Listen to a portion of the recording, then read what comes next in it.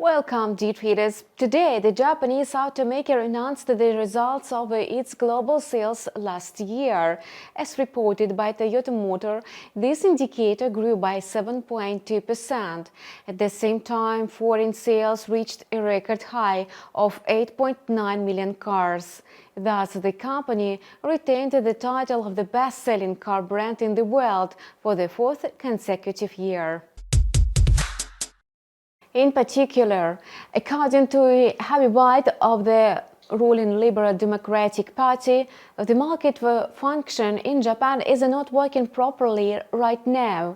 When the interest rate or the price of money is zero, market function doesn't work properly. Shigeru Ishiba told Reuters yesterday, "It's an extreme policy that shouldn't exist in the first place," he said of negative interest rates, adding that ultra-low rates can only be justified in times of crisis. Shigeru Ishiba does not hold a cabinet post or belong to a political party.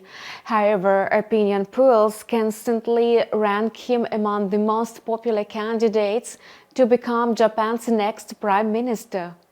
Analysts say that after last year's devastating financial scandal in the party, Shigeru Ishiba could well win the next election. Meanwhile, Japan's Prime Minister Fumio Kishida told Parliament on Tuesday that the government will do everything possible to boost household incomes. With the Japanese inflation running above the Bank of Japan's 2% target for more than a year, many market participants expect the central bank to exit negative interest rates in March or April, against the backdrop of a positive outlook for wage growth in Japan. However, according to Shigeru Ishiba, the recent rise in inflation is likely due to a weak yen, which raises the cost of imports. However, the stimulus for economic growth in Japan is very weak due to decades of ultra-low interest rates. Nevertheless, yen bulls went on the offensive today and dragged the dollar-yen pair below the 147.30 level. In Asian trading, the pair was largely dependent on the US dollar's consolidation, remaining within the 147.20 and 147.50 range. In general, the pair's downside potential seems to be limited as the forex traders prefer to wait for the results of the Federal Reserve's two-day meeting. Nevertheless, the dollar-yen pair is trading in a bearish trend. Any further drop below the 147 level is likely to push the pair to the support level near last week's low of 146.65. However, further selling of the yen could take it to the resistance area of 147.65 and toward the key level of 148. The US dollar spent Tuesday's Asian session in a narrow range of 103.30 and 103.60.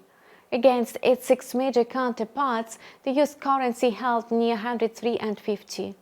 The greenback lull is likely to last until tomorrow, when the head of the Federal Reserve will speak. However, volatile jumps are not excluded today after the publication of the first final reports on the labor market in the United States. In the absence of a clear trend, the US dollar index can move both towards the technical resistance of 103.60 and 104.20 and the support area of 103.40 and 103.00. According to the FedWatch tool, 98% of traders do not expect a rate change at the January meeting. Meanwhile, the US dollar has already priced in this decision. And this week, the main focus shifts to Friday's nonfarm payrolls for January. However, on Tuesday and Thursday, markets will assess JOLTs job openings, private nonfarm payrolls employment, and unemployment claims data. And these reports could provide clues as to when the Federal Reserve might cut interest rates. Indeed, that will affect the US currency. For the Aussie dollar pair, the anticipation of key economic data from the United States resulted in a moderate decline within the daily range of 0.6590 and 0.6630. On the one hand, the Aussie strengthened on the pledges of the Chinese authorities to take additional measures to reinforce the economy. On the other hand, the Aussie has been under pressure from a weak domestic economic data, and today reports showed that retail sales in Australia fell by 2.7% in December, reversing the previous 2% growth. In addition, the stock markets prefer to avoid risk in anticipation of the US Fed rate hike. Therefore, the Aussie dollar pair is maintaining bearish momentum. After the decline in Asia, the pair may break through the 0.66 mark and continue to plunge toward the support level of 0.6530, and the key resistance level is located at the 0.6650 mark. The New Zealand dollar rose to 0.6150 early Tuesday, nearing a two-week high, and the Kiwi was trading higher in a range of 0.6120 and 0.6150. Recent reports showed that New Zealand consumer prices soared by 0.5% in the fourth quarter. The annualized rate also slowed to 4.7% from 5.6%, but the Reserve Bank's chief economist, Paul Conway, warned that inflation was still too high, and the regulator will likely continue to keep interest rates high. Even though the tight policy is helping to bring prices down, following his comments, the Kiwi marked a rise that could continue today to the 0.6150 and 0.6180 resistance area.